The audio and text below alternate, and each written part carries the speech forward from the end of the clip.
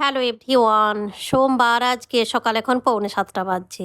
বাইরে দেখুন এখনও অন্ধকার, সকাল হয়নি। এখন তো সকাল দেরি করেই হচ্ছে, শীতকালটায় সকাল হতে হতে প্রায় 7টা বেজে যাচ্ছে। তো বাচ্চাদের তো অভ্যাসটা চলেই গিয়েছিল, প্রায় 1 মাস পরে আজকে এত সকাল করে উঠে আবার স্কুল যাচ্ছে। তো চলুন টিফিন প্যাক করব, কিচেনে যাই। যেহেতু 1 মাস স্কুল ছুটি ছিল, বাচ্চারা তো একটু দেরি করে উঠতো, এর সঙ্গে আমরাও একটু দেরি করেই উঠতাম। সকালে কোনো ওঠার তাড়া ছিল না, অনেক দিন পর আবার এত সকাল ঘুম থেকে উঠলাম। তো বাচ্চাদেরকে আর কি টিফিনে দেবো হচ্ছে ব্রেড অমলেট, তিনজনকেই দেবো, তাই ব্রেড অমলেটটা বানিয়ে নিই। রুহি রিয়ান রেডি হচ্ছে, তখন কি আমি টিফিনটা প্যাক করি। আজকের থেকে স্কুল খুলছে, কিন্তু দুদিন আগের থেকে এখানে ঠান্ডাটা অনেকটাই কমে গেছে।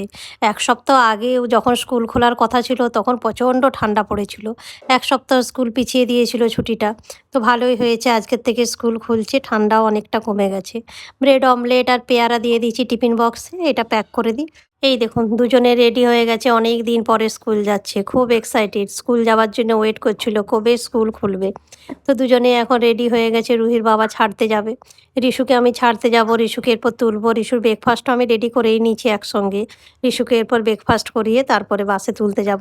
এখন প্রায় 8:30 বাজছে, তো রিশুকে বাসে তুলতে যাচ্ছি। রিশু তো খুব এক্সাইটেড, কবে থেকে ওয়েট করেছিল কবে স্কুল খুলবে। ওর তো 1 মাসেরও বেশি স্কুল ছুটি ছিল, রুহি রিয়ানের আগেই ওর স্কুল ছুটি পড়ে গেছে। তো এই দেখুন খুব এক্সাইটেড, কখন বাস আসবে ওয়েট করছে। রিশু বাসে উঠে পড়েছে, অনেক দিন পর ফ্রেন্ডের সঙ্গে দেখা, তো খুব খুশি।